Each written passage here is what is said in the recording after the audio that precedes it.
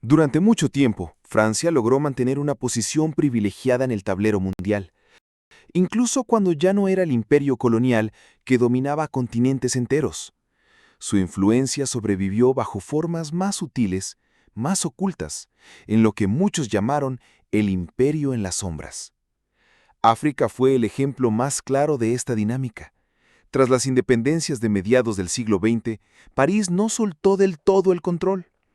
En países como Burkina Faso, Mali, Níger o Costa de Marfil, Francia mantuvo una fuerte presencia militar, política y económica, asegurándose de que sus empresas tuvieran acceso preferencial a materias primas como el oro, el uranio y otros recursos estratégicos.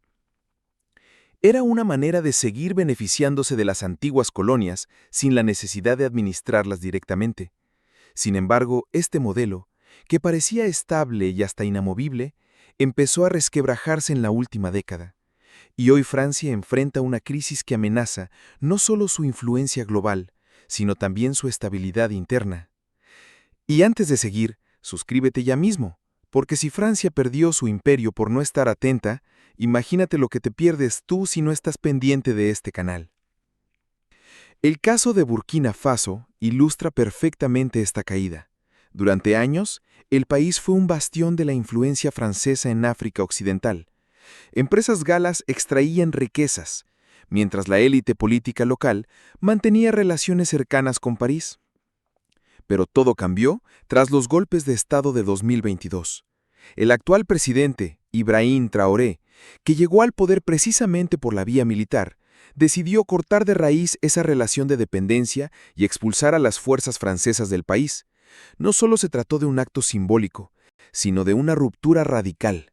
Burkina Faso dejó de permitir que Francia explotara sus recursos y buscó nuevos aliados estratégicos, principalmente Rusia.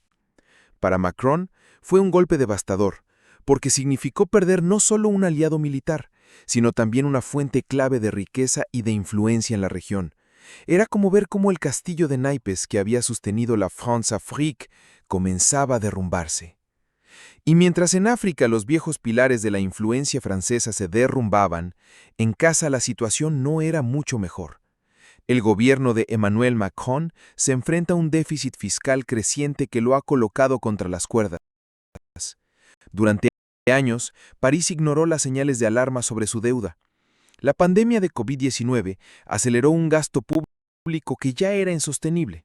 Y aunque Macron intentó justificarlo como una medida para proteger la economía, el costo se disparó más allá de lo manejable.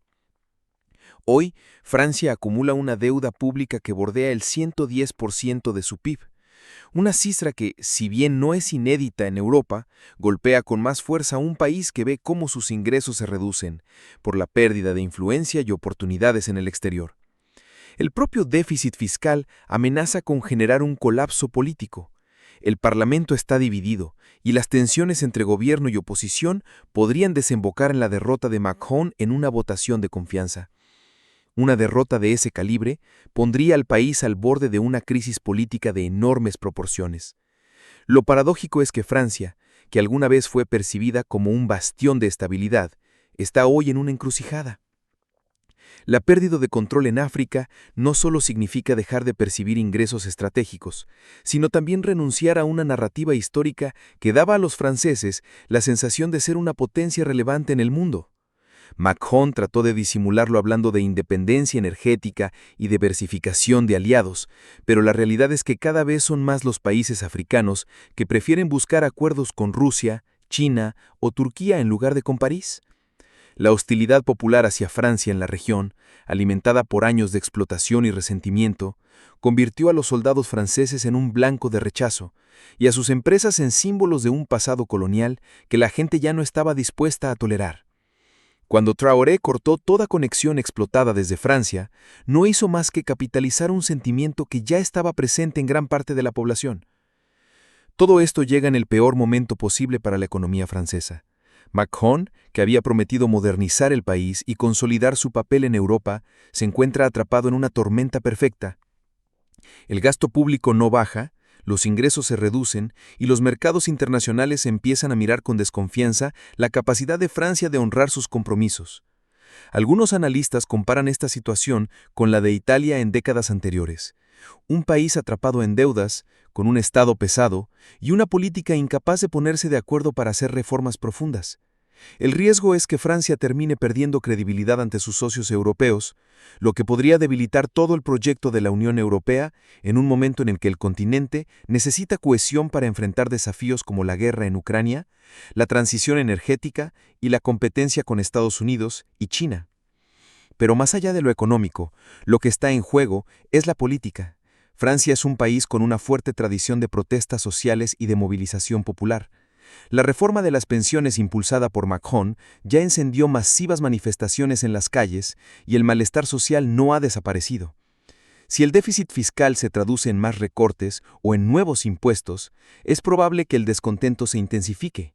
Y en ese escenario, una derrota en el Parlamento podría significar el comienzo del fin para el gobierno de Macron, que pasaría a ser percibido no como el presidente reformista que soñaba con dejar un legado, sino como el mandatario que llevó a Francia a un borde de quiebra económica y política.